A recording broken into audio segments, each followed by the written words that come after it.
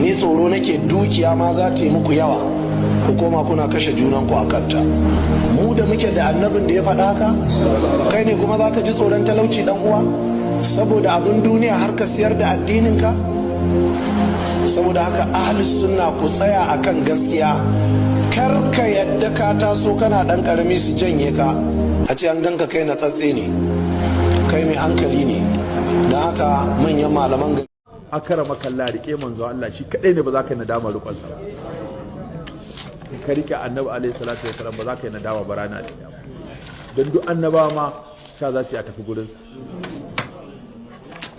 ƙarshe gurinsa za a shi kadai ne yake da kalmar da zai iya gaya wa Allah a ranar Allah ya saurari mutane. Ana gani kamar yadda ake gani ga tunanin man karɓo. La ilaha illallah wa sallallahu Allahumma anta razzaqul la yarzuqu anta ahadus samad lam yalid wa lam yulad wa lam yakul lahu kufuwan ahad. Sai ka ambaci sunanka yanzu nan. Dauda. Ƙara ambatan sunan naka. Dauda. Bismillahir rahmanir rahim. La ilaha illallah wa sallallahu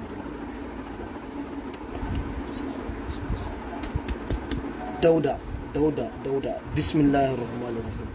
Masha Allah, alhamdulillah. Malam Dauda, wanda ka gani? Abin da ake bukata na wasu. Insha Allah. Masha Allah. Na gani? Na gan sa. Masha Allah, alhamdulillah. Duka su ne. Assalamu alaikum. Amin alaikum salam wa rahmatullahi ta'ala barakatu. Malam Hayatu lafiya kalau. Ya gida ya sunguloli. Alhamdulillah To kamar wanda kake gani wannan dukiyar ka ce wadda aka saukan ma da ita. Ka gane ta ko? Lalle malam na gane ta, na gode sosai. Wannan kuma da kake gani bulubulun gajikka biyar ce wanda bayan Allah nan sun haƙara ma da ita.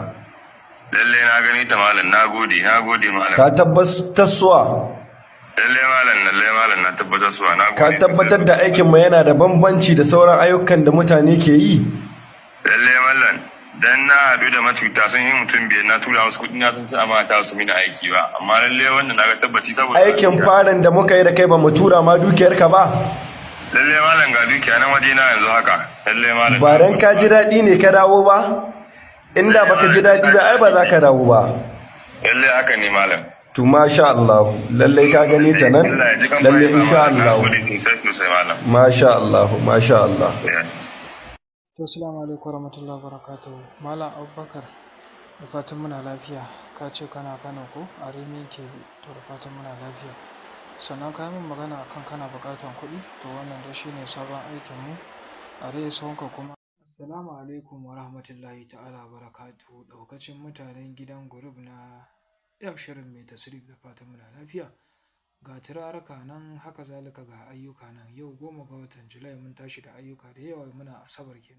Assalamu alaikum warahmatullahi ta'ala barakatuh. Wannan aiki ne da Buba ya turo da kuɗin turare. Ga turaren nan kamar da kuke gani, mun gabatar da aiki insha Allah, turaren shamboto. To alhamdulillah ya saba turo mana da kuɗaɗen turarensa, to amma sai yau ya ce insha Allah zai zo alhamdulillah, sannan kuma yana hanya. Idan ya zo insha Allah ma za mu yi muku bidiyo sai mu tura muku don ku gani insha Allah. Ina muku fatan alkhairi da fatan muna lafiya. Barkan mu da al'ummar gidan nan shirin mai tasrif. Na san cewa kun san akwai waɗanda suke arziki a lokaci ɗaya, haɗuwarsu da wanda ya yi masa salar arzikin bai wuce minti 10 ba. To Malam Kamilu Asaba insha Allah ka ce a raba biyu, kashi na ɗaya a canza maka zuwa naira, kashi na biyu kuma abin mashi a saifarka za a aika maka da shi. To insha Allah yanzu za a canza su insha Allah, kuma za a tura maka da shi da izinin. Assalamu alaikum Malam Bashir Abdu, da fatan kana lafiya. Yanzu muke magana da kai insha Allah, sannan muna 12 ga watan Julai, asabar kenan. Ka ce kana nan Libya, to kaga dai da yadda ayyukan mu suke tafiya insha Allah za mu bincika turaren mu gani.